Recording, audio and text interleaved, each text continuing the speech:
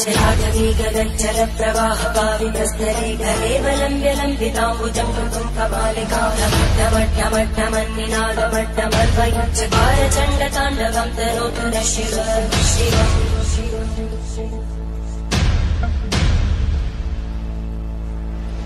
जटाकटाः सम्भ्रमभ्रमन्मलिन्दगज्जन्ति लोलवीचिवल्लरी विराजमानवं तगज्ज्वलल्ललाटकट्टभावकै किशोरचन्द्रशेखरे रतिक्षरम्।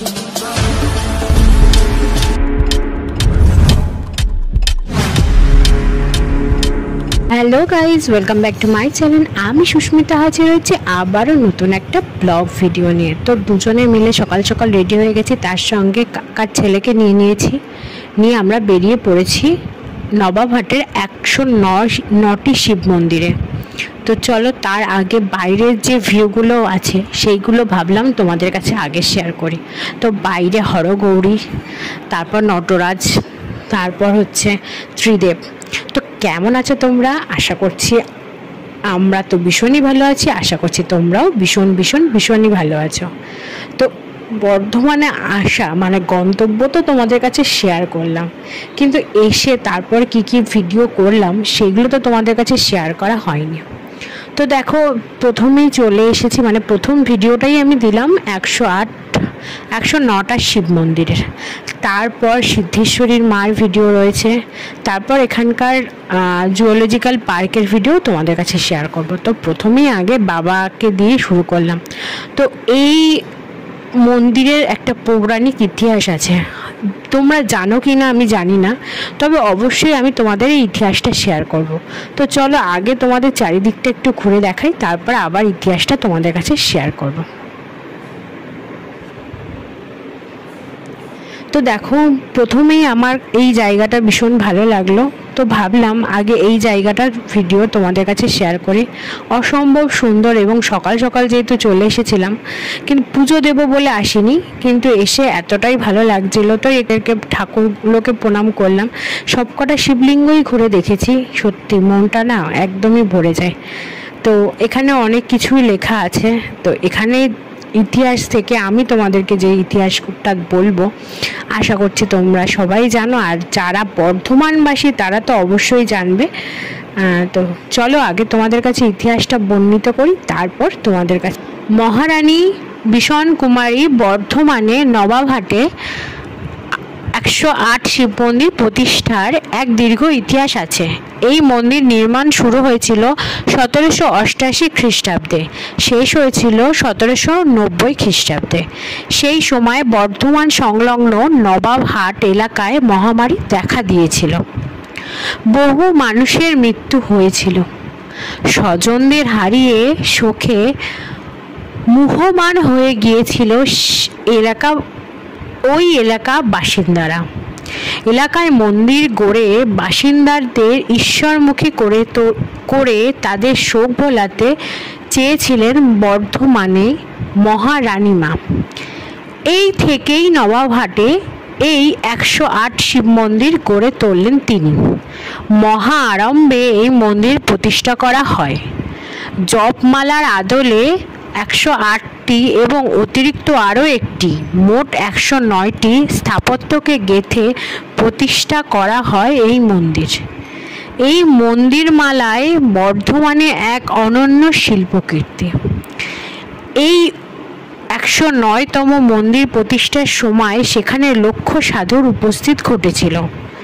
তাদের পদগুলি রাজ পরিবারে একটি সোনার কলসি সংরক্ষণ করে রেখেছিল। মন্দিরগুলির গঠন একই রকমের। উড়িষ্যার বালেশ্বর মন্দিরের 8 চালার নকশার আদলে নির্মিত সেগুলি। মন্দিরগুলির অবস্থান যেমন পাশাপাশি, তেমনি প্রতিটি মন্দিরের সামনে আছে খোলা টানা বারান্দা। প্রতিটি মন্দিরেই একটা দরজা। সব মন্দিরেই রয়েছে কোষ্ঠী পাথরে গৌরীপট্ট সহ শিবলিঙ্গ। প্রতিষ্ঠার সময় সবগুলি মন্দিরের সামনেই একটি বড় বেলগাছ স্থাপন করা হয়েছিল।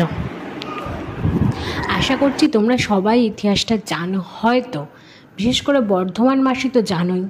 তো চলো এবার পুরো শিব মন্দিরগুলো ঘুরলাম এবং প্রত্যেকটা মন্দিরের সামনে বাবার যে 108টা নাম আছে সেইগুলো উপরে রয়েছে এবং প্রত্যেকটা লিঙ্গই ঘুরে প্রণাম করে এলাম।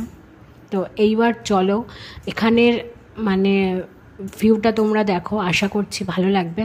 আর পাশেই একটা ঝিল মতো আছে, সেখান থেকে তোমরা জল নিয়ে যারা যদি মনে করো যে বাবার মাথায় জল ঢালবে, মানে চলে এলে এবং এসে যদি মনে হলো যে না বাবার মাথায় জল ঢালবে, তো সেই ব্যবস্থাও আছে। আর দেখো মন্দিরের ঠিক পাশাপাশি সাইডে দেখো এই সুন্দর সুন্দর ঠাকুরের সব মূর্তিগুলো রয়েছে, এইগুলোও ভালো লাগছিল।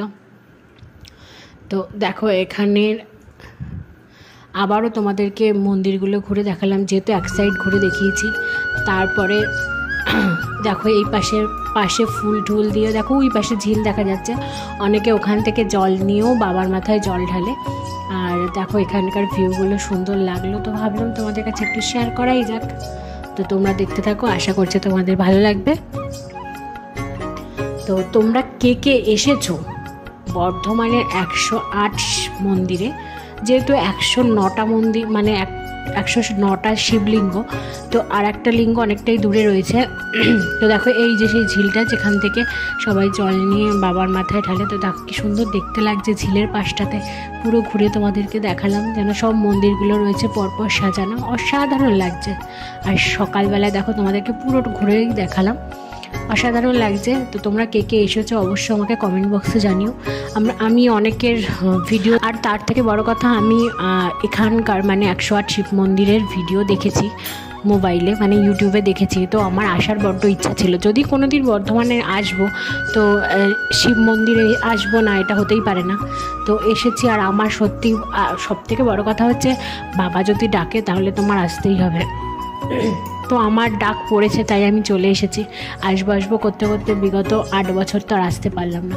তো এইখানটা আমার যে এত সুন্দর লেগেছে, তো সেই কারণে সেই ভিডিওটাও তোমাদের কাছে নিলাম। তো সব শেষে বাবাকে আবারও দর্শন দিলাম তোমাদেরকে। তো কেমন লাগলো আমার আজকের ভিডিওটা? যদি আমার আজকের ভিডিওটা ভালো লেগে থাকে অবশ্যই কিন্তু আমার পাশে থেকো এবং চ্যানেলটা সাবস্ক্রাইব করে পাশের বেল নোটিফিকেশানটা কিন্তু অন করে দিও। ভাইজাগের ভিডিও ছাড়বো করে আমি ছাড়তেই পারছি না। তো ইচ্ছা আছে খুব শীঘ্রই ভাইজাগের ভিডিওগুলো এডিট করতে বসা এবং ছাড়া। যেহেতু মাম্মামের পরীক্ষা চলছে সেই কারণে আমি ভিডিওগুলো এডিট করতে আমার অনেকটাই লেট হয়ে যাচ্ছে। তো তোমরা একটু পাশে থাকো, হয়তো একটু লেট হবে। যাই হোক, ভিডিওটা শেষ করার আগে দেখো এখানে সব যজ্ঞাদি হয়, মানে সব সাধুরা আসে এবং এখানে যজ্ঞ করে। তো এখনের মতো বিদায় নিচ্ছি, তো আবারও দেখা হবে নতুন কোনো ভিডিওর সঙ্গে। তো এখনের মতো টাটা, আর তোমরা ভিডিওটা শেষ পর্যন্ত দেখতে থাকো।